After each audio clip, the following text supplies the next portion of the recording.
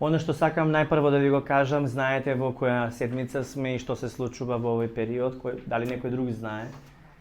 Во врска со Исус, што направи денеска Исус според Библијата и според оние записи. Добро, така е, добро, знаете.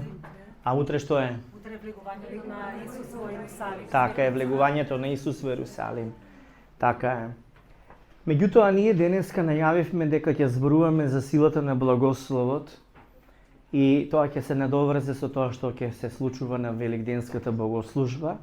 А Великденската богослужба имате можност, ако присуствувате и ако повикувате и каните некој друг да дојде на Великденската богослужба, тоа можете да започнете уште од утре пријавување до вторник до 12 часот на пладне е пријавувањето. Зошто? Затоа што ако е голема бројката, тогаш нема да се одвива туку на друго место. Знаете, за да има можности за сите да бидат присутни. Оваа недела ние секој ден сме сведоци на Божјите чуда и на Божјата љубов, но оваа недела се случи таа Божја љубов да се излее како милост и како, би рекол, благодат врз еден наш брат Мишо, кој што почина. Знаете за Мишо Христоски зборувам. Наташа прими сочувство. Галина исто и Верица исто вие. Ајде се свртете ги рацете кон нив. Да ги благословиме. Во името на Господ Исус Христос, бидете благословени со утеха, со Божјото присуство, со исполнување на вашето срце од љубовта на Бога. Надежта во Господа да ви е постојана и секогаш верата во Бога да ви биде жива и плодна, со сознанието дека вашиот сакан е по милост на Бога спасен и во присуството на Исуса Христа, за кое што му даваме слава на Бога и со кое што ве благословуваме во името на Исус. Амин. Амин. Кога се случуваат такви работи во животот, човек се чувствува како осамен и како да Божјата рака не е врз него. Но сакам нешто да ви кажам. Божјата рака и те како е врз сите вас, врз сите нас, врз целата црква без разлика што поминуваме. А верувајте тие што заминуваат од овде, а притоа веруваат во Христос, одат на поубаво место. Затоа верниците кои што се во Христос преминуваат од овој живот, преминуваат во прегратките на Христос и таму имаат повеќе од спокојство. Таму веќе се насладуваат на Божјата присуство и на Божјата благодат. Ви го кажувам тоа за да знаете дека целото Свето Писмо и Евангелието зборува дека надежта во Христос е огромна, бидејќи тој е прв кој што воскресна од мртвите и заради него и преку него го примаме духот на посинувањето, Светиот Дух, кој што исто така е духот на воскреснувањето. И кога вие сте во Христос, тој дух кој што оперира и дејства во вашиот дух, дава живот и за вас смртта е само соблекување на старото земско тело, а преминот смртта е само премин во присуството на Бога. Но тоа луѓето не го разбираат и болката некогаш е посилна, тагата исто така. Но верувајте, кога човек заминува без болка од овој свет, и тоа е благослов. Кога човек заминува, најголем благослов е да се има Христос во срцето. А кој до кога живее, тоа никој не го знае, тоа само Бог го знае. Но кога сме во Христос, имаме сигурност дека нема крај, туку дека вечноста е тоа што следува. Вечност во љубов, вечност без болка, вечност без осаменост, без отфрленост, без страдање, без губиток, вечност во совршеното присуство на Бога. Тоа е силно, тоа е благодат од Бога, која што секогаш треба да ја имате и да ја знаете, да ја чувате во вашето срце. Кога зборуваме веќе и за Словото, почнавме да зборуваме и за благословот, сакам да ви објаснам нешто и Бог нека го води ова вечерашно собирање и мене, за да можам тоа да ви го пренесам во вашето срце, да се всади, да даде плод. Силата на благословот. Силата на благословот доаѓа од што? Од Божјата милост. Вака ви се познати термините, но мора да знаете. Благослов. Силен благослов. Благослов што допира. Силата на благословот доаѓа од што? Од милоста на Бога. Од каде извира таа милост? Од срцето на Бога. Значи, силата на благословот доаѓа од Божјата милост која извира од срцето на Бога. И тоа доаѓа директно до тебе кога го примаш Божиот благослов. Амин. Благословот од Бога е израз на таа Божја милост која што ние не ја заслужуваме, но Бог ни ја дава. Од една страна сакам да разберете дека благословот е ветер во грбот кој што ве бутка напред да одите, од позади кон напред да одите, но исто така во друг момент благословот од Бога е ледокршач кој што оди пред вас и го крши мразот и тие санта мразови карпи од мраз кои што се испречуваат на вашата патека. Така да благословот од Бога го продира, прави пробив низ тие ледени санти мраз, пробива, направи пат низ тие темни океански студени води, за да излезете на правиот океан, океанот на Божјата љубов. Амин. Така да, Божиот благослов има за цел да состојбата биде преобразена, вашиот живот да биде преобразен, состојбата во која што сте да стане поинаква од претходно во која што сте биле, да процвета животот, всушност да се манифестира милоста на Бога во целост во сите аспекти на вашиот живот. Ние, по принцип, по Божјата волја, кога читаме, сме создадени за благослов. И тоа го откриваме во Светото Писмо уште од самиот почеток во Битие, првата глава од 27 и 29 стих, пишува вака: Бог го создаде човекот во својот лик. Тој го создаде во Божјиот лик, ги создаде машко и женско и Бог ги благослови и им рече Бог: плодете се и множете се и наполнете ја земјата и подчинете ја. Владете над рибите во морето и над птиците во воздухот и над сите живи суштества што лазат по земјата. И Бог рече: еве ви ги давам сите треви што се осеменуваат по целата земја и секое плодоносно дрво што го носи своето семе во себе, нека ви биде за храна. Амин. Значи, видите, од самиот почеток гледаме дека создадените луѓе, првите луѓе всушност, што се заслужија за да примат благослов? Тие се створени и благословени, значи создадени за да бидат благословени, така ли е? Првите зборови што Бог ги изговара врз Адам и Ева биле зборови на благослов, тоа забележете си го. Целиот период зборуваме за силата на зборот и благословот и еве доаѓаме до еден момент кога тоа триумфира. Во овие стихови што прочитавме, што кажува Господ? Бог ги благослови и им рече. Што им рече? Плодете се и множете се и наполнете ја земјата и подчинете ја, така ли? Значи гледаме дека во првите зборови на благословот се искажува за да бидат плодоносни, да се намножуваат, така да благословот овде има за цел она што е створено да биде мултиплицирано, односно да биде намножено, така ли? Така ли? Така да забележете си, Божиот благослов е даден уште од самиот почеток на првите луѓе за прво по цел да бидат плодоносни. За таа плодоносност Исус зборува и во Новиот Завет, во Евангелие по Јован 15 глава, каде што вели: Вие не ме избравте мене, но јас ве избрав вас и ве поставив да одите и да принесувате плод. И вашиот плод да остане и мојот татко да ви даде се што ќе посакате во мое име. Амин. Значи плод во Христос ние што? Да бидеме плодоносни. Така да благословот што Господ го даде од самиот почеток на Адам и Ева, почна да действува врз нив, но тие потоа сгрешија. и на некој начин отстапи од местото на благословување. Но веќе во Новиот Завет, кога доаѓа Христос, благословите Божји одново заради Христос стануваат активни, валидни за нас, сите ние што ја имаме верата во Христос и што сме сврзани со Него. Амин.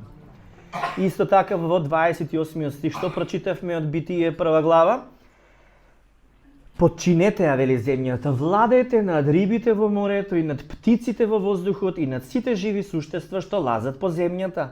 Амин.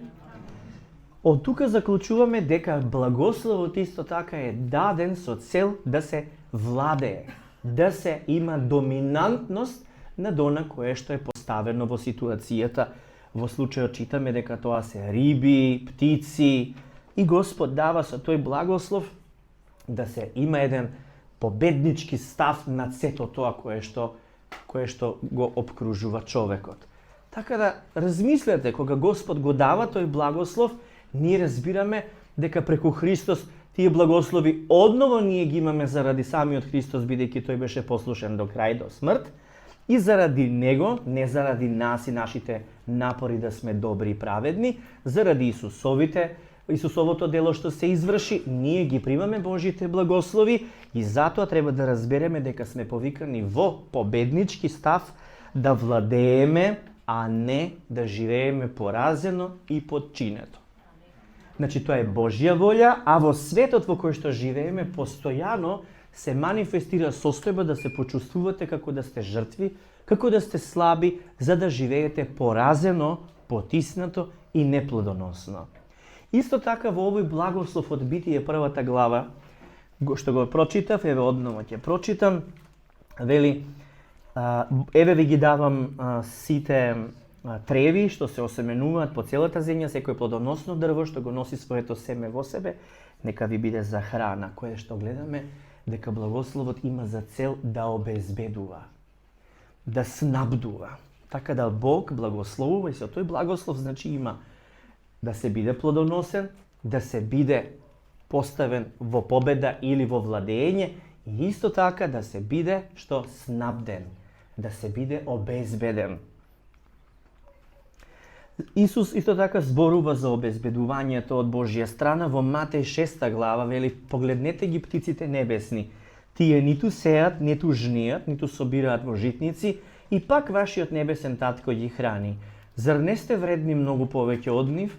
Кој од вас може, грижејќи се, да му придаде на својот раст еден лакот? Зошто се грижите и за облеклото? Погледнете ги полските лилјани како растат, не се трудат ниту предат.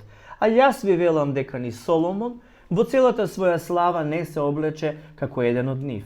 Иако Бог ја облекува така полската трева што денес е, а утре ја фрлаат во печка, нема ли многу повеќе вас, маловерни? И така не грижете се, велики, што ќе јадеме, или што ќе пиеме, или што ќе облечеме. Зашто сето тоа го бараат народите? Зашто вашиот небесен татко знае дека ви е потребно сето ова? Но, барајте го први Царството Божјо и Неговата правда, и се тоа ќе ви се додаде. И така не грижете се за утрешниот ден, зашто утрешниот ден ќе се грижи за себе си. Доста му е на секој ден неговото зло. Амин. Исусовите зборови јасно покажуваат дека не треба да живееме во грижи. Како ќе биде утре? Што ќе се случува во иднина? Како тебе ќе те биде? Како состојбата кое што следува, дали ќе биде за тебе добра или не? Ти не треба да се грижиш. Грижата не е по Божја волја. Затоа Исус вели, не грижете се, велејќи што ќе јадеме, што ќе пиеме, што ќе облечеме. Тоа го бараат луѓето што не го познаваат Бога. А на нас ни е повикот даден да го бараме најпрво што? Царството Божјо и Неговата праведност, и се друго ќе ни се придодава. Што значи, ако го слушаме Исус, тогаш нема да дозволуваме стресот да биде секојдневна клима на живење. И ако ние му веруваме на Исус, ние ќе го следиме оваа насока, а нема да следиме тоа што по принцип ни се наметнува како страв, како неизвестност, како несигурност, сомнеш и така натаму. Ни Светото писмо, Бог се открива на својот народ на различен начин, меѓутоа секогаш кога се покажува, кога се објавува, дава различни зборови за овластување, различни зборови за ветување, за неговото присуство и исто така за обезбедување на оно што е потребно на своите луѓе, на својот народ. И сега, оно што сакам тука да го истегнам е следното. Некогаш ние луѓето, кога се соочуваме со проблеми, доаѓаме до една состојба да помислиме дека кога се бориме со дадена појава, кога се соочуваме со искушенија, како благословот да го нема. Мислиме дека Господ не заборавил или дека го тргнал благословот од нас. Дека веќе не е тоа кое што било на почетокот, дека нешто сме сгрешиле и сега Господ не е со нас, не казнува, не благословува и така натаму. Сега, сите луѓе сакаат да бидат постојано во благосостојба. Тоа е факт дека никој не сака да е во лоша состојба. Меѓутоа, она што треба да знаеме дека патот додека да се дојде во ветената земја или земјата каде што сите Божји ветувања се реалност, е всушност пат на вера. И тој пат на вера треба да го изодиме точно таму каде што нема пат. Тоа е пат каде што ти одиш, но во моментот мислиш дека луташ и дека не го гледаш и мислиш дека си дури изгубен и уморен, меѓутоа ти само со верата во Бога, ако продолжиш да одиш, нема да паднеш и нема ништо лошо да ти се случи. Зошто ви го кажувам ова? Затоа што луѓето некогаш сакаат планот, Божјиот план за нивниот живот да го знаат пред време. Да се осетат сигурно дека Господ е со нив. Но тоа е човечка логика. Ама животот со Бога, во заедништво со Бога, е основан на вера во Него. А кога веруваме, значи дека ние се надеваме на она што не го гледаме со очите, ама сме уверени дека ако тргнеме да го одиме, тоа е тоа, дека тоа е правиот пат. А тој пат веќе не е објавен, тоа е Исус. Одејќи по Исус и по неговиот пример и по патот што тој го тресираше со неговото жртвување и измачување, нема секогаш да цветаат рози.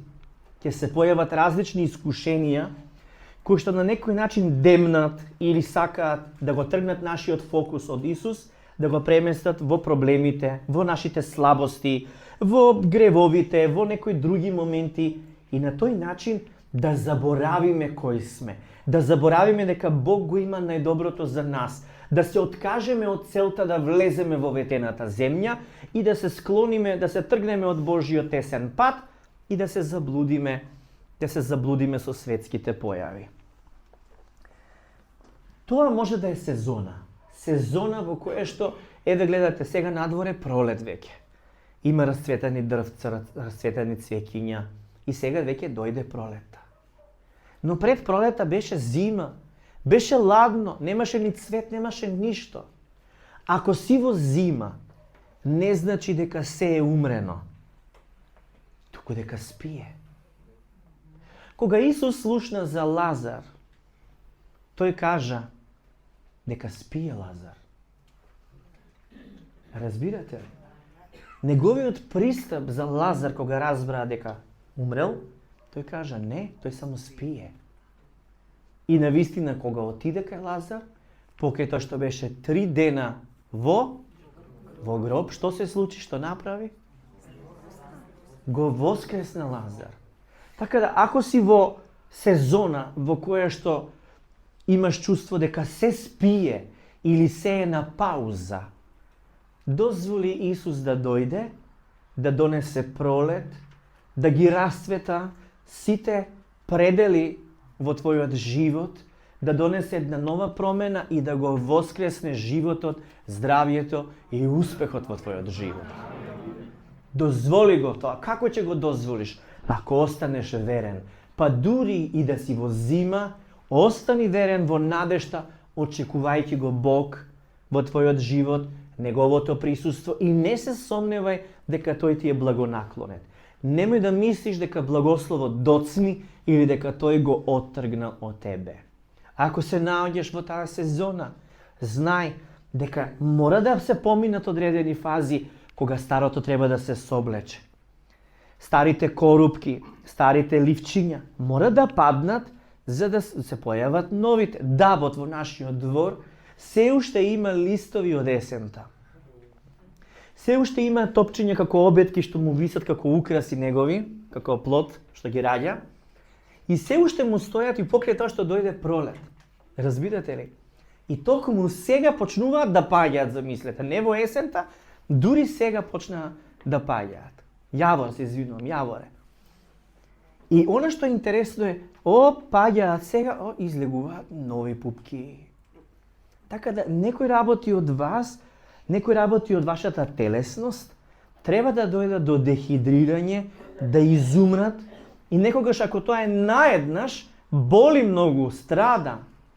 Но, кога тоа се случува малку по малку, мислите дека долго трае, мислите дека постојано се мачите, но тоа е на сезона, само треба да се издржи со вера во Бога и сите тие кои што паднале, за нив Господ ќе ви даде уште поцветни убави листови, односно уште поголеми можности за да цветате, да напредувате и да носите плод.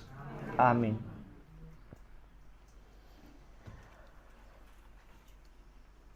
Значи, затворете ги очите и слушни го ова. Вие сте благословени кога сте на крајот на вашите сили, кога сте во безизлезна ситуација, кога сте оставени сами, кога сте онеправдени, омаловажени, кога срцето ви е скршено, кога сте слаби, вие сте силни, зашто не ја пројавувате вашата сила, туку дозволувате да се пројавува Божјата сила преку Светиот Дух, која што доаѓа како благослов од Бога. Кажи го примам. Амин. Фала ти, Господе. Амин. Сега да прочитаме од Матеј 5 глава, ќе читаме од 3 стих до 12 стих. Отворете ги вашите Библии, без разлика дали се хартиени или електронски. Отворете Евангелие по Матеј, 5 глава, ќе читаме од 3 до 12 стих. Пред да прочитаме, сетете се што кажав кога бевте со затворени очи. Дека дури кога сте слаби, вие сте силни, бидејќи во вашата слабост се пројавува Божјата сила. Дури кога сте сами, кога срцето ви е скршено, кога сте отфрлени од луѓето, кога сте омаловажени и онеправдени, вие сепак сте благословени. Знаете ли зошто? Затоа што Бог е поголем во вас отколку оној во светот. Ајде, дали отворивте Матеј 5 глава, читаме од 3 до 12 стих. Неколку души ќе читаат, случајно ќе ги изберам Симона. Само сакам гласно читање да се слушне. Благословени се оние кои се чувствуваат духовно сиромашни, зашто на таквите им припаѓа небесното царство. Благословени се оние што тагуваат, зашто ќе бидат утешени. Доволно, Маневска Весна продолжи. Благословени се кротките луѓе, зашто тие ќе бидат наследници на земјата. Благословени се луѓето кои се гладни и жедни за правда, зашто тие ќе бидат задоволени. Благословени се милостливите луѓе, зашто тие ќе бидат помилувани. Доволно, Нено продолжи. Благословени се чистите во срце, зашто тие ќе го видат Бога. Блажени се миротворците, зашто тие ќе бидат наречени синови Божји. Блажени се оние кои се гонети заради правда, зашто е нивно царството небесно. Доволно, Николче продолжи. Блажени сте кога ќе ве навредуваат и гонат и говорат лажно против вас секакви лоши зборови заради мене. Радувајте се и веселете се, зашто голема е вашата награда на небесата, зашто така ги гонеа пророците кои беа пред вас. Така е, слава на Бога. Амин. Значи, тоа треба секогаш да го знаеме. Во било која состојба да сме, ние сме благословени заради Христос. Јаков вели вака во Јаков, 1 глава 12 стих. Благословен е оној човек што и покрај искушенијата низ кои минува, останува верен. Откако ќе го помине испитот, Бог ќе го награди со вечен живот, како што им вети на сите што го сакаат. Амин. Значи, што се очекува од нас? Да се остане Верен, да се остане верен. Без разлика ни што поминуваш во животот, да останеш верен на Бога, а не да го слушаш ѓаволот или светот, кој што ти го одземаат мирот, кој што ти наметнуваат сомнеш, кој што те тераат да изречуваш зборови на проклетство, да се само мразиш или само убиваш. Тоа не смеш да го дозволиш. Ако си го дозволил, прво одречи се од тоа и покај се од тоа, бидејќи тоа не е Божја волја и не треба да остане флека која што те демне, те проследува и те угнетува.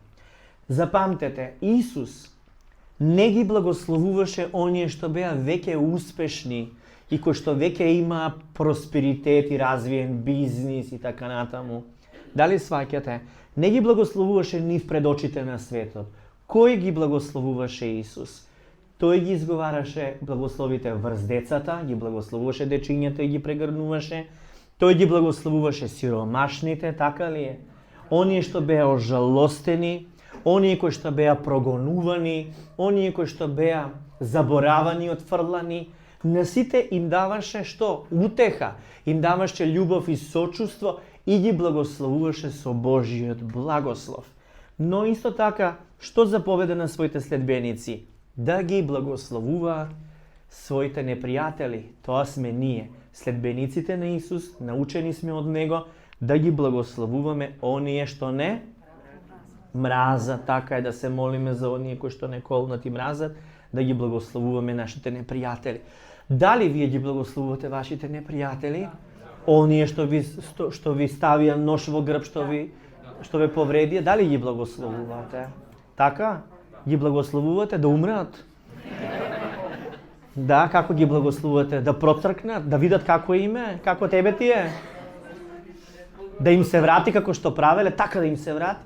Тоа ли е благословот? Не. Што ги благословуват? Како ги благословуват? Да поверуваат во Исус, Маја кажа, точно така. Најголем благослов да го благословиш непријателот е да го прими Исус во своето срце, бидејќи само Исус може кога ќе влезе да им го преобрази срцето и да ги направи добри и нови луѓе, како што тоа се случи со нас. Амин. И сега многу пати има еден менталитет кој што треба малку да се фокусираме и да го разговараме вечерва, а тоа е луѓето си мислат, верниците, дека мора нешто да направат, нешто да исполнат, некоја норма, за потоа да го заслужат, односно да го примат Божиот благослов. Наместо да мислите дека не сте благословени или дека треба да го заслужите Божиот благослов, треба вие да објавувате: јас сум благословен. Јас го имам Божиот благослов врз мене заради тоа што го стори Исус, не заради тоа што јас можам нешто да направам и да го заработам тој благослов. Ова мора да го тргнете, значи да го разберете ова и да го тргнете старото верување. Аха, морам да сум добар, морам да постам, морам да читам Библија, морам да се жртвувам, морам ова да правам, морам она да правам, за Господ да се смилува и да погледне милостиво па да ме благослови. Тоа е погрешно. Благословот се излева по Божја милост врз нас дури кога не заслужуваме. Впрочем, кога заслуживме? Со што ние заслуживме за тој благослов? Со ништо. Адам и Ева не заслужија за нешто па да бидат благословени. Беа создадени и благословени да создаваат. Така да тој благослов, он не излегува тој благослов, ќе зборуваме малку за тоа. Меѓутоа, што е тоа што ти треба да го разбереш? Точно кога сите околности околу тебе ти зборуваат, гледаш, нема напредок, што ќе се случи со тебе, неизвестно, нема правда, нема решение, нема известно што ќе се случи, со една плата ќе останете, ќе видите како лошо ќе ви биде.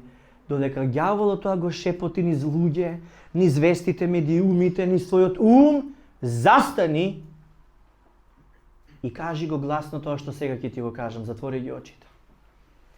Јас сум благословен, бидејќи го имам Божиот благослов заради она што го стори Исус, не заради нешто што јас треба да направам за да го заработам.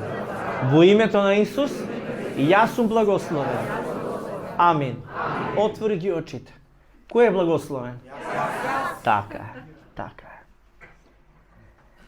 Овој благослов кој што доаѓа од Господа, како што ги спомнав Адам и Ева, се прима по милост на Бога без да постигнеш нешто.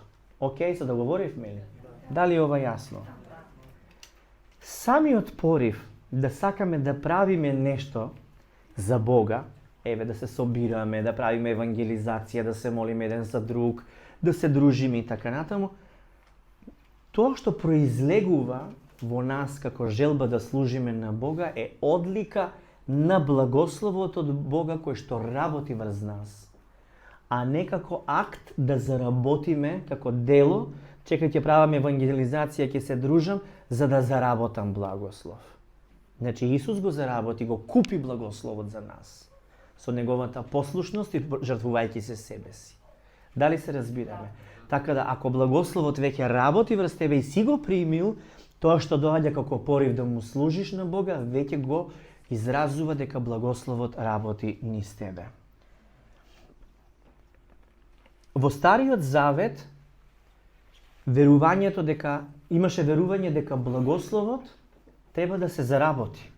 Значи се заснова на заслугата која што треба да се постигне. Значи да заслужиш па да бидеш благословен. Знаете дека Адам и Ева не го послушаа Бога, се оттргнаа од местото каде што имаа врска со Бога, од каде што доаѓа нивниот благослов, и подоцна кога Бог го вовел Мојсеевиот закон, веќе воведува благословот што го дава да биде условен, односно се врзал за послушноста на законот што Бог го дал преку Мојсеј. Така веќе, значи, човештвото може да прима благослов ако го исполнува законот даден преку Мојсеј. И во Второ Законие 28 глава ги опишува сите тие благослови и сите тие клетви, односно проклетства. Благословите се засновани на послушноста, ако го исполнуваш тоа и тоа, ако го сакаш Господа, ако вршиш тоа и тоа, тогаш следуваат тие и тие благослови. Ако не го слушаш Божиот глас, ако ова правиш, тоа правиш што не е по Божија волја, следуваат тие и тие проклетства. Проклет ќе бидеш во селото, во градот, проклети ќе бидат твоите житници и така натаму. Значи, сме ги обработувале на семинарот за ослободување од проклетства. Зошто ви го објаснувам ова? Затоа што пред се законот не можеше да биде исполнет од човечка страна. Тоа е јасно, нели го сме го учеле тоа. Меѓутоа, оној што го исполни, што дојде и го исполни законот, тоа е Исус. Така? Исус го исполни тој закон за ние повеќе да не го исполнуваме законот. Исус воспостави нов тестамент, нов завет, пролевајќи ја својата крв и ни даде заповеди, не закон.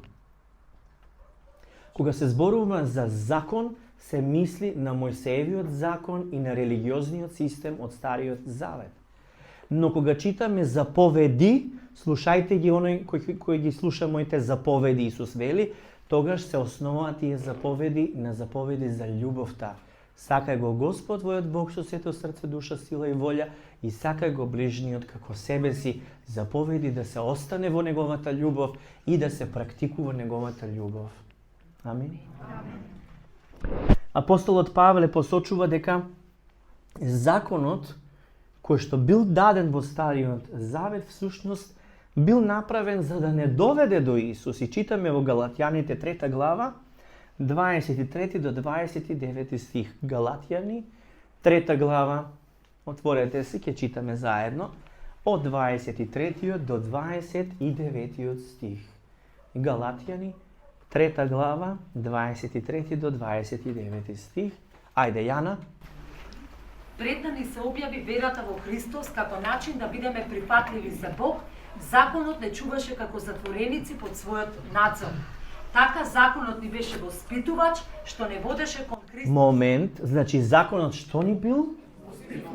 Ни покажувал законот што е добро, што не воспитувал за која цел, за да не доведе Да не воведе кон Христос. Продолжи. за да се помириме со Бог преку вера. Аха, не доведе до Христос. Зашто? За која цел? За да не помири со Бог преку вера. Така е, амин. Ајде потоа.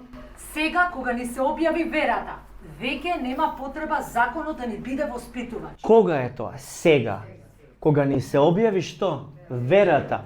Дека праведникот по вера ќе живее. Кога ни се објави верата дека ако поверуваме во Исус ќе сме спасени, што вели? Нема веќе потреба законот да ни биде воспитувач. Значи не сме веќе под законот. Да прочитаме.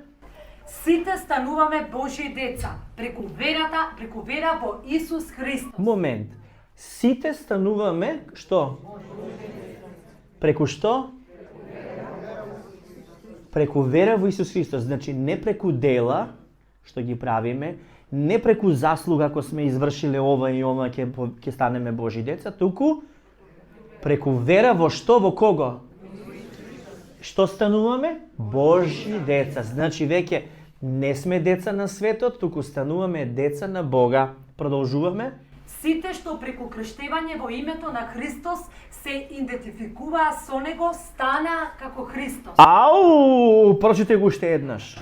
Сите што преку крштевање во името на Христос се идентификуваа со Него, станаа како Христос. Амин. Значи сите, пазете, сите, не ово и оно, не вели само Јана, Анита, Весна и Зорица, туку вели сите што преку крштавање. Значи преку крштавање. Преку крштавање што значи? Ти старата природа е погребана, стануваш ново создание во Христос, значи сите преку крштавање во името на Христос се идентификуваа со Него. Дека му припаѓаат, се идентификуваш дека си во Христос, стана како Христос. Ти се правиш Господ, бре Константине. Не се правам. Словото вели дека стана како Христос. Да прочитаме што ни открива Словото. Без разлика дали се работи за евреи или за грк, за роб или за слободен, за маж или за жена, сите што се христијани сте еднакви пред Христос. Добро, амин, потоа? Ако му припаѓате на Христос, тогаш вие сте вистинските потомци на Аврам и вие ќе го добиете она што Бог му го вети. Амин. И Авраам го прими тој благослов, а ние, кои што веруваме во Христос, го наследуваме тој благослов и го примаме Светиот Дух во нас, кој што ни просведочува дека Бог е наш татко и затоа велиме Аба, татичко мој. Во случајот што значи тоа? Тоа значи дека станавме како Христос, односно Божји деца кои што повикуваат кон Него, мирјани, односно деца на светлината кои што го шират Евангелието и им објавуваат на луѓето како да се помират сите, да се помират со Бога преку Христоса. Амин. Од сето ова кое што го читаме, разбираме дека ние веќе не треба да го заработуваме Божјиот благослов како нашата послушност да испаѓа дека е жетонот, кој што, заработив добри дела, земав жетон, го ставам во машината за благослов како джубокс и ја пуштам таа и таа песна да ме благослови. Разбирате ли? Во Стариот Завет благословот беше условен, ама сега во Новиот Завет е веќе различно. Сепак христијаните, иако се христијани и се во Новиот Завет, сепак живеат во тој менталитет на Стар Завет. И затоа кога читате Стар Завет, треба да го читате низ призмата на Новиот Завет. А многумина кои што не се стабилни во верата како христијани и не осознале што Христос изврши за сите нас на крстот, почнуваат да го читаат Стариот Завет и наместо љубов, наместо благодат, започнуваат со строгост. Ако не го послушаш Господ. Чивишти. Разбирате ли? И тогаш веќе доаѓа еден момент, страв, строгост. Леле, ако не го направам, леле, ќе ме снајде нешто. И оттаму доаѓа моментот кога нешто лошо се случува, луѓето мислат дека се казнети од Бога. Затоа велам денеска се случува Божја интервенција, се прави операција. Од вашиот систем на верувања се преобразува менталитетот кој што беше старо верување и неплодоносно, се искоренува и се воведува новозаветно верување дека благословот не се прима по заслуга, туку по милост на Бога. Амин. Значи, ние знаеме дека влеговме во присуството на Бога, во Царството Бога, како се влегува со вера во Христос, не со добри дела, така ли? Но некако нашиот христијански живот пак како да станува зависен само од нас. Значи, ако не си се помолам, ако не си направам ритуалчето, ако не си го направам она, и од кого зависиш ти? Од твоите дела и од твоите телесни напори? Или од Бога? Од кого? Затоа мораме секогаш да внимаваме да се чуваме од тој менталитет или принцип спасени сме по благодат, но да живееме според делата. Не е така. Спасени по благодат, живееме по верата, а не по делата. Евангелието, во спротивно, ако не се разбира правилно, се заменува со една порака дека сега си спасен во Христос, сега кога си спасен, сега мораш да се трудиш повеќе. Сега време е да постигнуваш резултати. Сега види што постигнати во животот. Тоа е погрешно. Евангелието е порака која што ослободува од тоа да работиш, да рмбаш со пот, да се трудиш со своји сили да постигнуваш нешто. Ако тоа го правиш, ти си под законот и действуваш со телесност, а не со водство од Светиот Дух. Кога те води Светиот Дух, да, ти пак работиш, меѓутоа дозволуваш Бог да работи за тебе. Бог да отвара пат таму каде што нема. Бог да пробива, а ти да го следиш.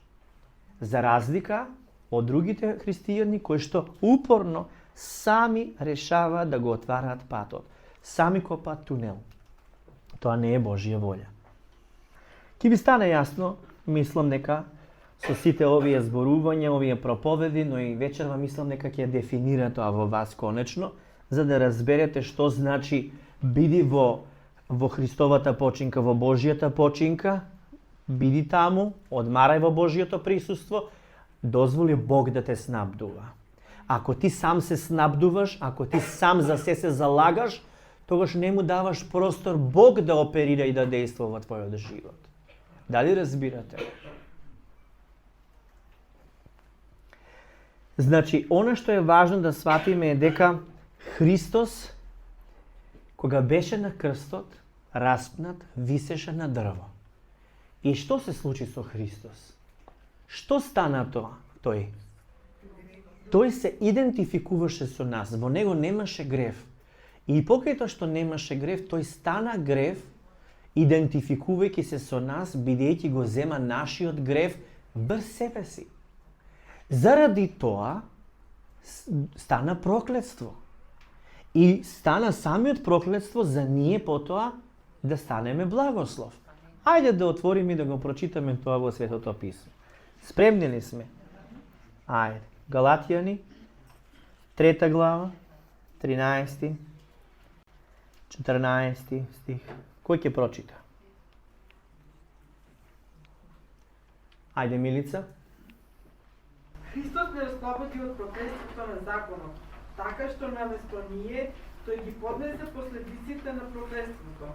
Во Светото Писмо е запишано: проклет да е секој што е обесен на дрво. Така ветувањето што Бог му го даде на Авраам, сега може преку Исус Христос да се исполни и сите народи да добијат благослов. Тоа ветување е дека ќе го прима Светиот Дух през основа на верата во Христос. Амин. Така е.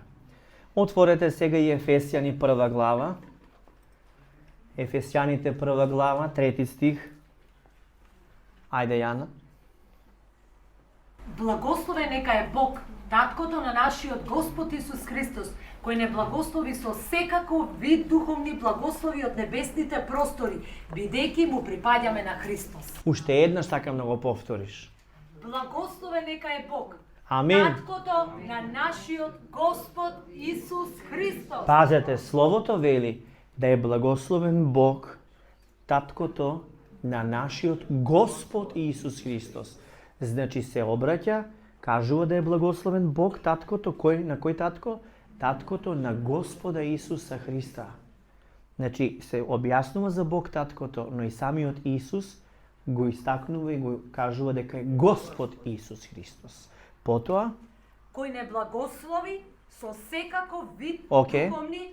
значи благословен да е Бог таткото на нашиот Господ Исус Христос, кој што нас не благослови. Не благослови Бог со што?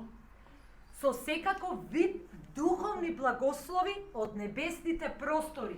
Значи со секаков вид на духовни благослови од каде? И Бидејќи му припаѓаме на Христос. значи зошто благословите се излеваат врз нас? Бидејќи заработивме? Не, Бидејќи заслуживме? не, Бидејќи многу сме добри? не. Туку зошто? Бидејќи? Аха! Значи со самото тоа што му припаѓаш на Христос, Бог ги излева благословите врз тебе. Така ли е? Амин. Јас знам дека ова ви е вас совршено јасно. Али јас сега не се борам со јасноста. Јас сега сакам ова да се втемели и да се срушат упориштата сатански кои што постојано демнат натре и растат како погрешна идеологија и верување дека вие мора нешто да заработите и да извршите за Бог да ве благослови. Значи овде вели да е благословен Бог, таткото на нашиот Господ Исус Христос, кој што не благослови, ама со секаков каков? Со секаков духовен благослов од небесните места, бидејќи му припаѓаме на Христос.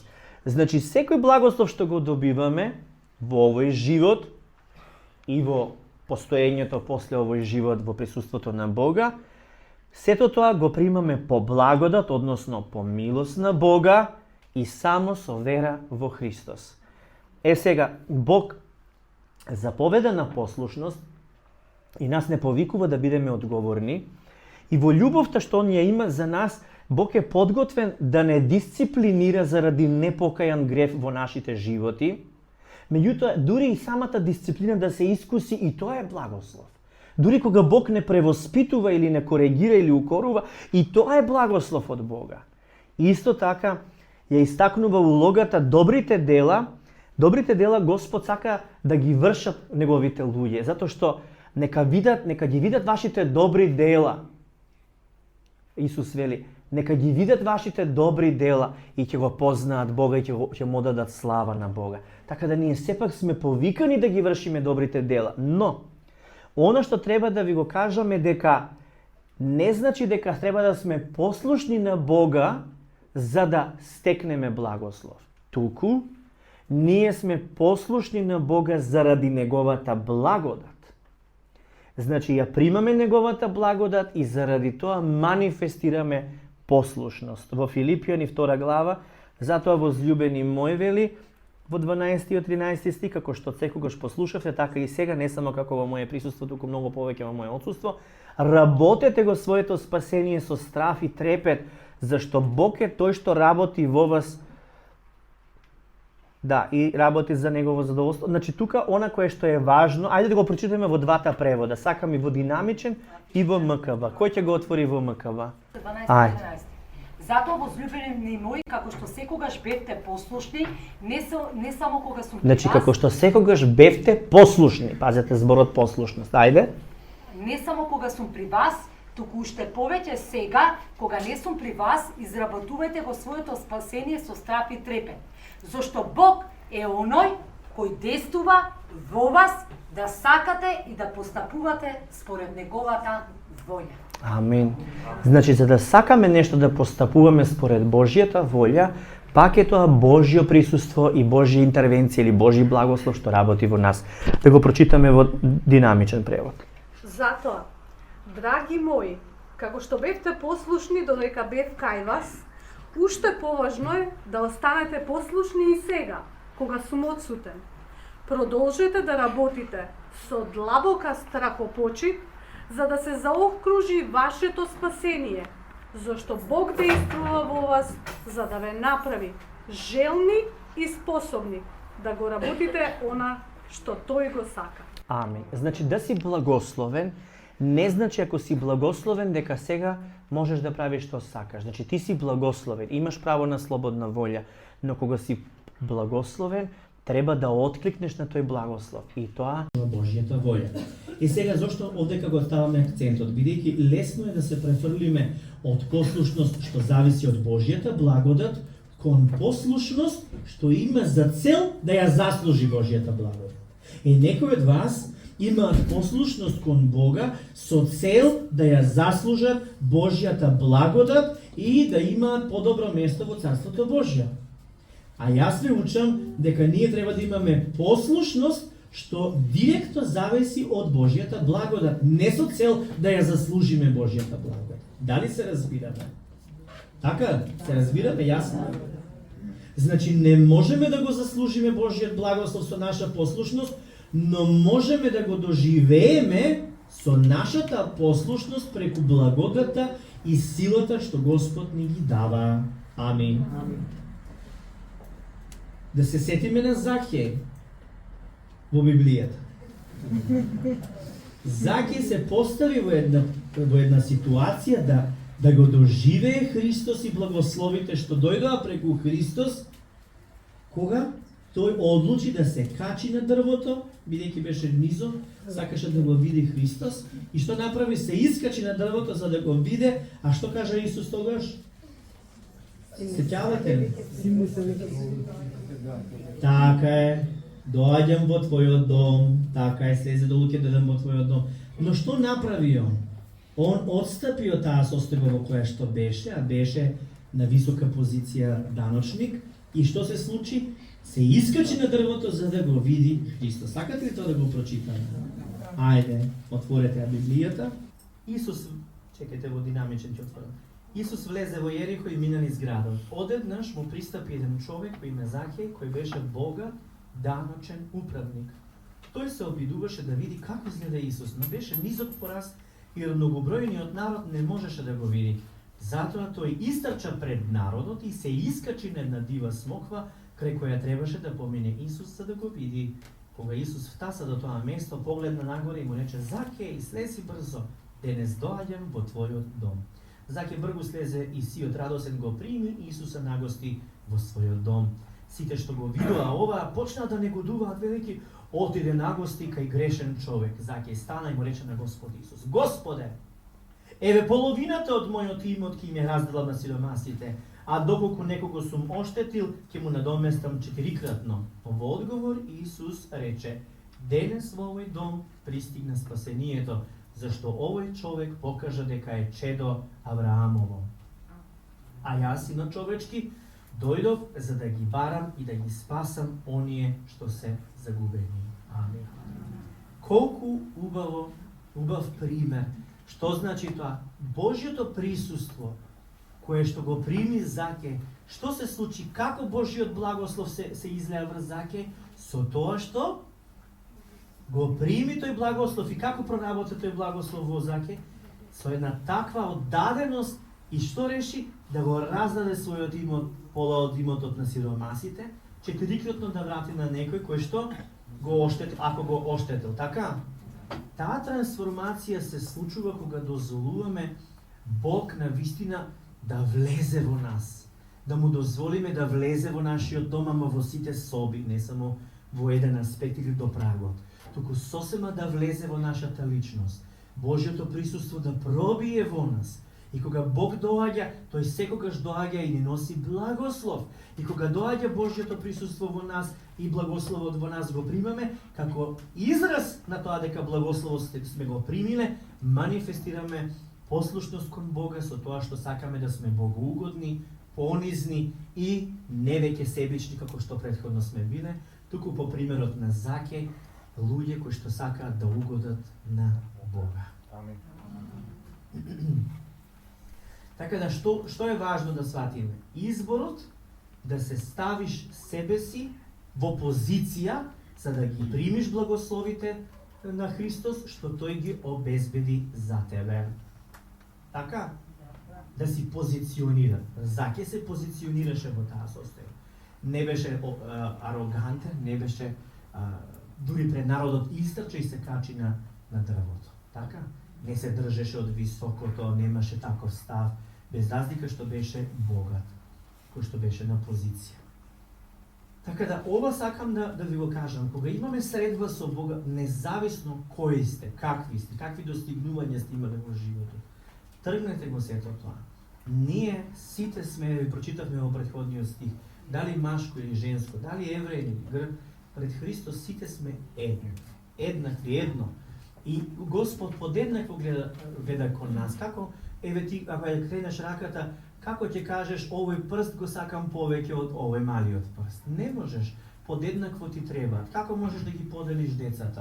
Еднакво ги сакаш децата, нели? Не можеш да ги поделиш. Така и Бог еднакво те гледа и тебе, со тој до тебе, и ти не си нешто повеќе од другиот. Затоа со понизност, кога сме во љубовта на Бога, во понизноста, ние тогаш се позиционираме тој благослов да работи во нас. Ако почнеме да се издигаме со своите перија, со своите достигнувања, со своите позиции во општеството и мислиме дека заради тоа сме уважувани и слично, верувате дека тогаш не се прима благословот, напротив, се паѓа во врачарство, односно во едно заблудување дека си во Христос, а всушност паѓаш во проклетство. Наместо да работи благословот, работи проклетство, бидејќи влегуваш под законот. Секогаш кога се потпираш на своите телесни способности, на своите упорени трудови, а со своји сили, тогаш влегуваш во тие мртви дела кои што те воведуваат да си под законот. А под законот секако ќе сгрешиш и веднаш заработуваш проклетство. Значи, со својата непослушност се ставаш, правиш избор за да не го примиш благослов. Благословот ти го дава, меѓутоа не си опозиција да го примиш и задржиш. Многу пати јас сум благословувал луѓе, меѓутоа не го задржуваат и не работи благословот, не од јас не сум му кажал од срце, туку затоа што луѓето или не знаат да го зачуваат, или просто не работи во нив, бидејќи не се послушни според Божјата волја. Дали разбирате? Пример, еден човек ми бара благослов, пасторе, благослови ме, сакам ова и ова да правам, и јас го благословувам, почнува благословот 2 дена на работи, на третиот е хаос, се руши, се случува да е хаос. Зошто се случува тоа? Го прашувам, зошто се случува тоа? Не знам, едно, друго, трето. Како не знаеш? Отворил кафич, нуди алкохол, други некои комбинации, не е битно. И сега викам, ти сакаш благослов. А у која позиција си за благослов? Или другиот пример е со да работи во коцкарница. Благослови ме за новата работа, а јас не знам новата работа. И викам, нека ти е со благослов новата работа. А он треба да биде, да работи точно таму каде што се коцкаат. Е во ред, ако Бог те повикува таму да си и за да служиш на луѓето, да ги буткаш надвор од таму, супер! Добра позиционираност е за да ја извршуваш Божјата волја. Ама, штом почнуваш наслада да имаш од позицијата во која што си, а не е здраво, за тебе не е духовно, тогаш веќе е проблем. И после проблеми се случуваат. Зошто се случуваат проблемите? Затоа што ти побара благослов и го доби благословот, но не е тоа според Божјата волја за тебе. Ти си таму со една цел, да си светило во темницата, а не да се претопиш во темницата. Така да, ако работиш и во коцкарница и било кој на какви лоши места да си, работи ако треба, но со улога да бидеш сол и светлина, да извршуваш Божјата волја, да си во позиционираност, благословот Божји да действува низ тебе. Ама ако си таму и не ја гледаш, ја исклучуваш Божјата слика и Божјата волја и тераш само за твојот интерес да го задоволиш, тој благослов нема да работи. И после го претепа, ќе го претепа. Не работи благословот, нема заштита, нема позиционираноста е погрешна. Така да Бог дава благослов. Меѓутоа, разбирате, нели?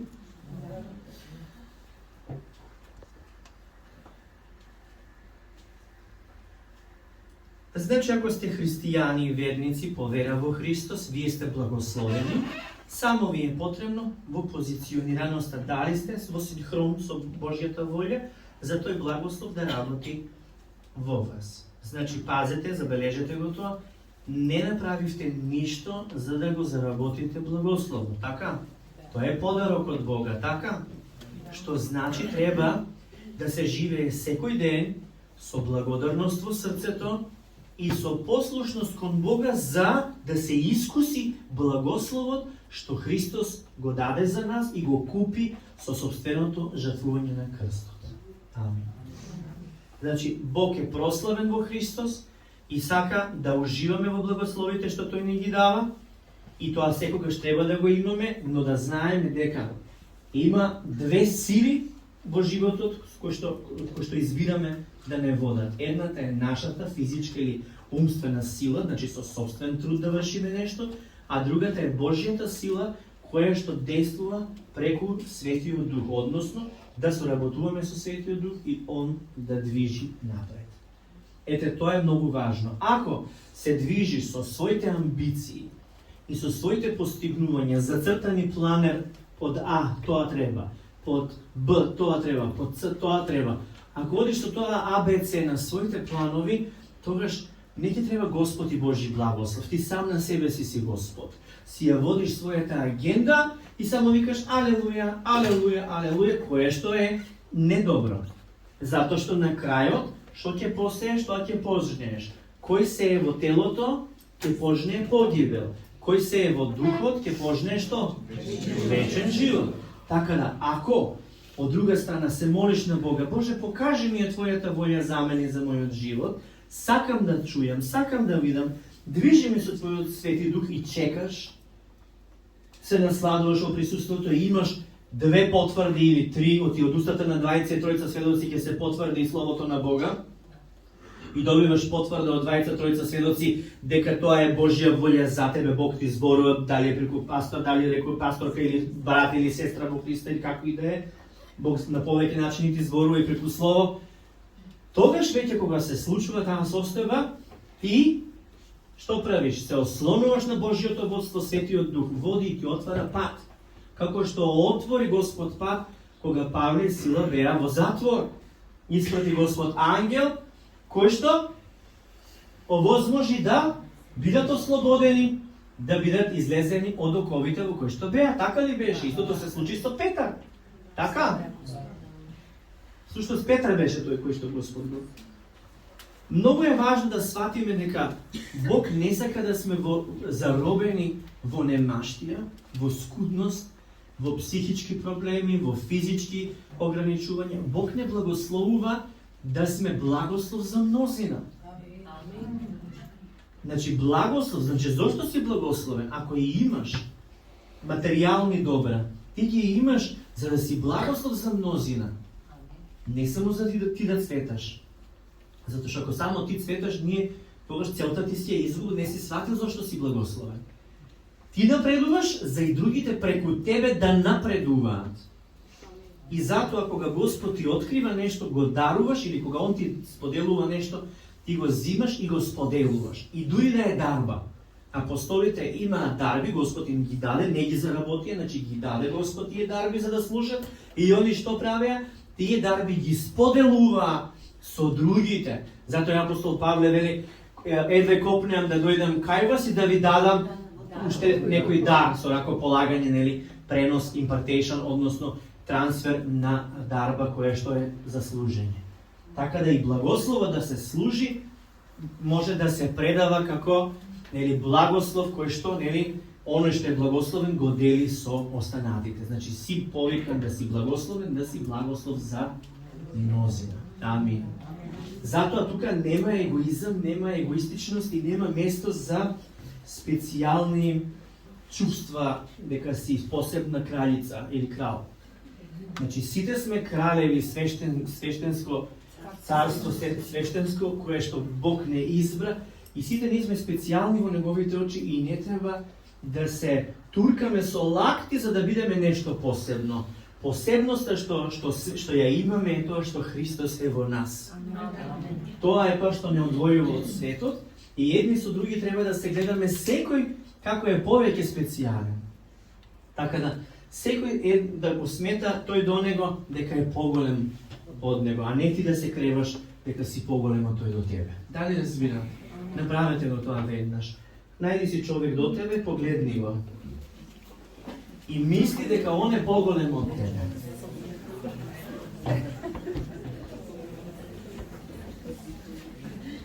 Пазете се зашто ви го кажувам ова. Затоа што овој не чита Библија. Ова не чита Библија, не се моли. Не е повеќе од мене, јас сум повеќе од него. Овој не пости. Јас сум поголем од него. Ја постам, се жртвувам тука, гладувам, јајца ми сега не јадам. Погледни лево, десно, така, разгледај. Гледај ги сите поголеми од тебе. Зошто е ова важно? За да практикуваме понизност. Затоа што Бог се противи на горделивиот поглед, а на понизните им дава благодат. Што им дава? Благодат. На кого? Значи сите ги сака, ама на понизните им дава благодат. На кого му дава благодат? Кажи на мене. Јас сум по благодат.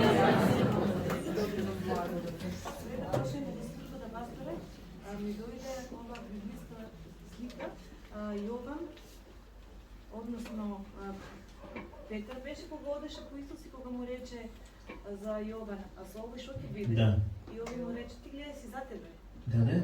Мисли за тебе? Што тебе те грижа за тебе? Сега ова мајка ми се потврди, значи. Ако јас сакам он да живее. Ја за себе, да, не овој вака. Така, гледате си така, да си понизен, да си кроток, да си во присуството на Бога, да си Авраамово чедо под наследство неми преку верата во Бога. Така да останете си понизни, кроти си. Не туку анализирај овој вакове, овој такове, овој повеќе имал, овој помалку. Види овој како успел, овој не успел. Ќе се дружам со вие што се дотераниве. Со овие нема да се. Значи такво нешто не треба да има.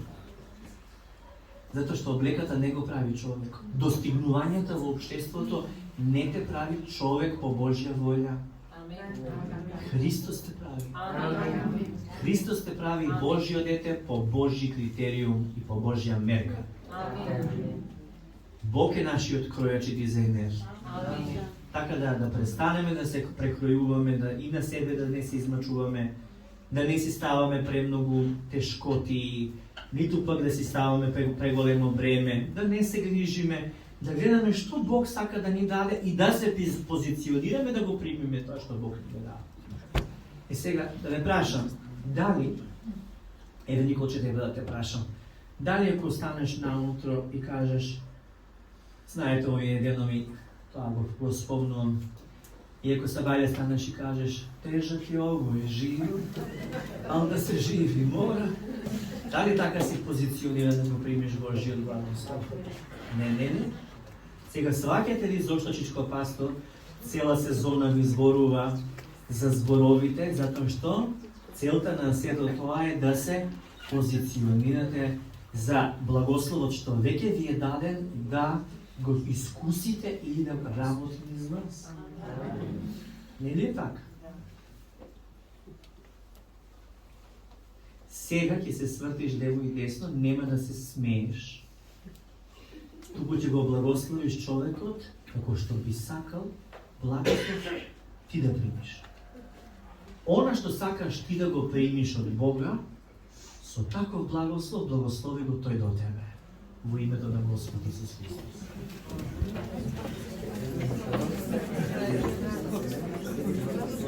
Размисли што ти кажеш. Немој да редиш зборови само.